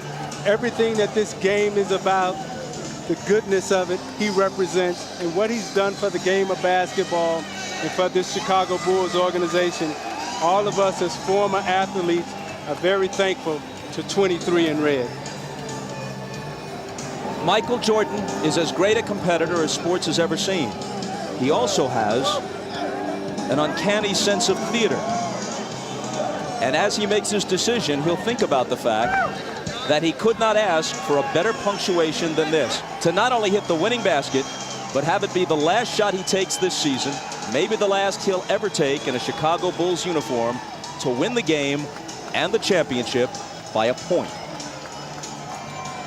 You know, Bob, it's interesting about Michael Jordan. He's a guy who has nothing to prove, but lives his life every day as if he has everything to prove. That's something about his greatness. He's an unbelievable athlete. One more look at a shot you'll be seeing hundreds of times if you're a basketball fan. You'll see it dozens of times on the highlight shows tonight. Stockton gets rid of it. It's short. Harper had a hand in his face and maybe even got a small piece of the ball. I thought Stockton had a great look right there. It was a well-executed play. Stockton and Malone. And that's who you want taking your last shot, because he's made so many big shots for Utah. You know, my heart goes out to Stockton and Malone, because those two, more than any other two athletes in this era, really deserve a shot at wearing a championship ring. A shot can hardly come much closer than that without going in. For the celebration, here's Dan Roberts, the PA man.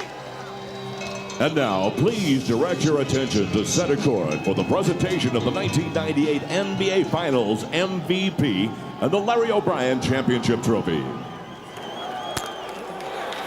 It is now time to make the 1998 Championship Trophy presentation. Joining me up here are the chairman, Jerry Reinsdorf, Vice President Jerry Krause, head coach Phil Jackson, and to make that presentation, here's the commissioner of the NBA, Mr. David Stern. The two best teams in the NBA this season were the Utah Jazz and the Chicago Bulls. These two teams in these finals,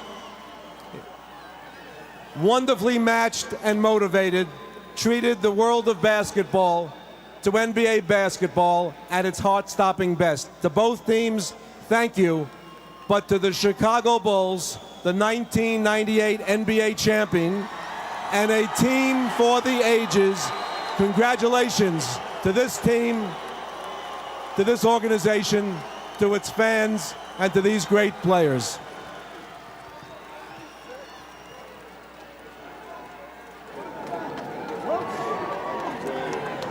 All right, Mr. Reinsdorf.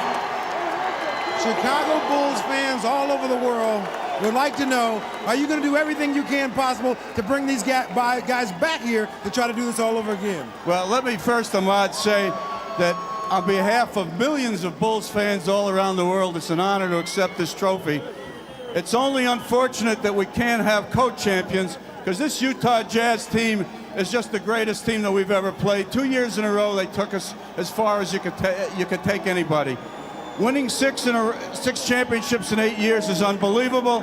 It's a tribute to a great coach and his staff, great players, Scotty and Michael, an unbelievable performance by Scotty and Payne tonight, Jerry Krause and his staff, just unbelievable. And on behalf of millions of Bulls fans all over the world, I can only hope and pray that Michael and Scotty will come back and defend the championship one more time. I take that as a yes. You are going to try to bring them back.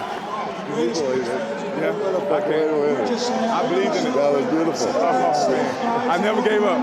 I never gave up. Every time we were close, I knew we were going to do it. I knew it. Jerry Krause, you have to be very proud of this team. I'm so proud of these players and the staff. And this is for the fans back in Chicago, the greatest sports fans in the world. And we're just so happy. We're going to celebrate safe, guys, and we'll be home tomorrow morning. All right, Jerry, let me ask you, you do everything you can to bring these guys back. Well, you know, tonight all I want to do is celebrate and have fun, and we're going to talk later on. But this is a great occasion. And what Jerry said about the Utah club, Jerry Sloan and Scotty Layden are special people, and this is just a great organization, and it's somebody that you're proud of that you can be with. All right, Jerry, let's talk to Phil Jackson. Yes, I'm on. Once again, another journey to the top of the mountain. How is this one different from the other five?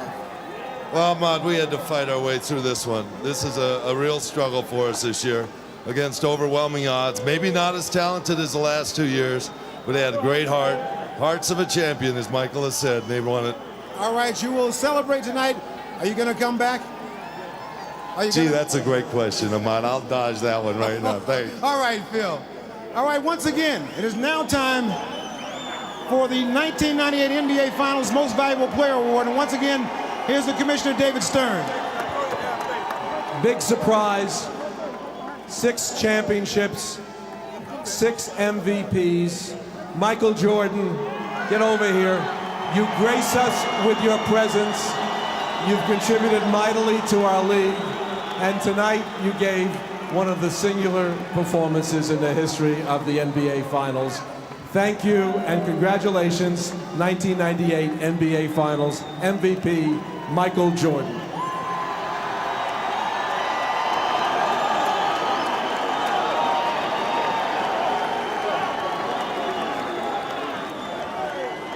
Michael, you have won this award before, but somehow I have the feeling that this one is more special than all of them. Well, let me say hello to my wife and my kids at home because they desperately wanted to come. I didn't want them to come here today because I wanted to focus on the game, but I wish they were here to help me celebrate. I know they're there cheering, and I can't wait to get home. But to the Utah fans, you guys are a tough bunch to play in front of. You guys came out with a lot of loyalty and respect for your team. You made it really tough for us. We really, after losing Game 5 in Chicago, a couple of us dread coming back to Utah because we had to deal with the fans because of the energy that they bring to the game. But we had no choice, so we had to come in and play our best, and you guys made it a very competitive finals, and you know it's very worthy to win this. And I think of all the championships that we've won, this is the toughest. It doesn't get any easier, but at the beginning of the season, this was the goal that you set out for. How wonderful was it to make this into a reality? Well, I tell you, when you start the season, I'm pretty sure every team next year is going to start with the focus of finishing and winning their last game. We started with that focus. It was a long road, a lot of different tasks and little bumps in the road, but somehow we made it, and I think everybody who looks at this year is going to have a lot of gratification and understanding and a lot of dedication. There were a lot of times during the course of the season that people doubted the Chicago Bulls, doubted that you'd be able to come back and pull this off. Even during this finals series here, people doubted you. How did you guys stay so confident? Well, I mean, this team is one. Our leadership is strong. Our leadership is very positive, very determined, and it filters down to the rest of the players. And we never let anybody give up. You know, we believed in it, and we kept coming for it. All right, I've asked everybody if they're all going to come around to try to do this again. One more time? I would love for that to happen. I think that's something that's got to have to be determined over summer. All right. Congratulations, Michael. Congratulations, Chicago Bulls. Let's go over to Jim Gray. All right, thank you very much, Ahmad. Tonight, one of the truly gutty performances in the finals by Scottie Pippen. Scottie, how badly were you hurt during this game? I was hurting pretty bad, you know, to start the game off. I was able to get a dunk when I came down. The pain just sort of built from that point, and every time I tried to run, I was getting spasms. But I knew I wanted to come back and try to give a better performance in the second half, so I just tried to take advantage of that little bit of time before the half and, you know, see what I can do. And I came out the second half, and Chip wanted to give me a little treatment, and I took the treatment, and I told him from there I was going to just try to gut it out. You know, I felt like that my presence out on the floor would mean more than just sitting in the locker room. Initially, you didn't think you could come back, and then the miracle happened there at halftime. How much did you revert back to some of the things that had happened to you in the past, and you knew that if you gutted it out this time that it could change all of that? Well, I knew I was going to come back the second half. I have to correct you on that. I knew, but I just didn't know how much I was going to be able to give. I knew I wanted to just hope that the team could stay in the game, keep it close, and if I could come back out, let my presence be known out on the court. Now, Scottie, you were in tears after the game. Was this your most difficult championship, and why the tears this time? Is it maybe because you feel it's ending? Well, I think they all have brought tears to my eyes, but this one's so difficult because, you know, I felt like to some degree without me being out on the court that I was kind of letting the team down, and they understood, but, you know, I wanted to be there. I wanted to be a present. I wanted to play a major role in the game, but the other guys came off the bench, held us in there the first half, especially Michael. He had a heck of a game, and, you know, everything else is history. And as for Michael Jordan, all the superlatives have been exhausted and almost all apply. But perhaps the most important one is this: he's authentic. His essence is so much deeper than image. In fact, the image is, in his case, an amplification of something true and substantive. His heart and his athletic integrity, every bit as impressive as his artistry. So whenever it ends, it's been an incredible ride for Jordan and the Bulls, and we have been privileged to be taken along for that ride. Good night from Salt Lake City.